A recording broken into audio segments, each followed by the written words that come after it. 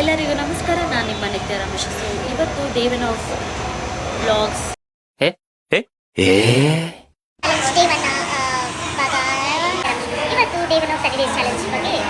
A few moments later.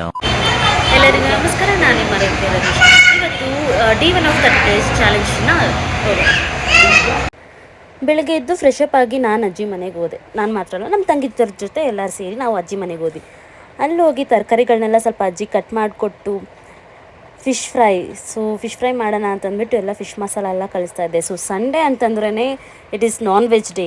So ನನಗಂತೂ fish ಅಂದರೆ ತುಂಬಾ ಇಷ್ಟ. ಸೊ ಹಾಗೆ ಟಿ ವಿ ನೋಡಿಕೊಂಡು ಫಿಶ್ ಫ್ರೈ ಎಲ್ಲ ಕಲಿಸಿ ಸೊ ನನ್ನ ತಂಗಿ ಬಂದಿದ್ಲು. ಸೊ ಅವಳು ಏನು ಹೇಳ್ತಾಳೆ ನೋಡಿ. ಸ್ವಾಗತ ಸುಸ್ವಾಗತ. ನಾನು ದೀಪಿಕಾ.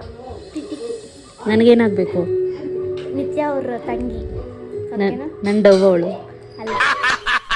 ನನಗಿದ್ರ ಒಂಥರ ಸಂತೋಷ. ಓದದ್ ಕಲರೇ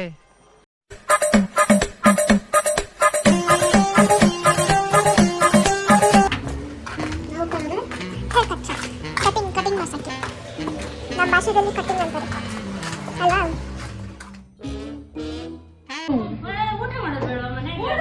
one of my close friend, ಒಂದು 10-15 ಇಯರ್ಸ್ ಫ್ರೆಂಡ್ಶಿಪ್ ಅಂತಲೇ ಹೇಳ್ಬೋದು.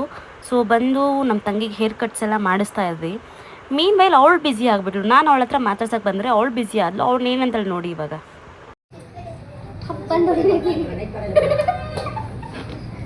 ಅಲ್ಲ, ನಾನು ನಮ್ಮ ತಂಗಿ ಕಟ್ ಮಾಡ್ಸೋಣ ಅಂತ ಬಂದರೆ ನೀನು ಅಷ್ಟು ಬ್ಯುಸಿ ಆಗಿದೆಯಾ? ಏನು ಮಾಡ್ತೀಯ?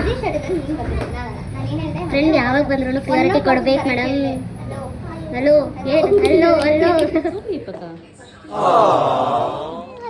ಇವಾಗ ಜಸ್ಟು ಹೇರ್ ಕಟ್ ಮಾಡಿಸ್ಕೊಂಡು ನೋಡಿ ಅದೇನು ಮಾಡಿಸ್ಕೊಂಡಿದ್ದಾಳೋ, ಎಷ್ಟು ಶಾರ್ಟ್ ಮಾಡಿಸ್ಕೊಂಡಿದ್ದಾಳೆ. ಅಂದರೆ ನಂಗೆ ಚೆನ್ನಾಗಿದೆ, ಬಟ್ ಶಾರ್ಟ್ ಮಾಡಿಸ್ಕೊಂಡಿರೋದಕ್ಕೆ ನಾನು ತುಂಬ ಬೇಜಾರಾಗ್ತಾಯಿದೆ.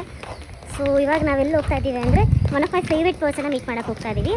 ಸೊ ಅಲ್ಲಿಂದ ಮೀಟ್ ಮಾಡಿಕೊಂಡು ದೆನ್ ವಾಪಸ್ ಮನೆಗೆ ಹೋಗಿ ಇವಳು ಹಂಗೆ ಹೊಸಕೋಟೆಗೆ ಹೋಗ್ಬಿಡ್ತಾರೆ.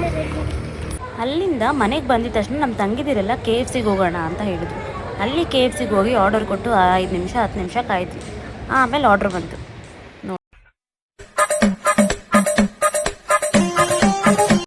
Bye bye tata goodbye गया.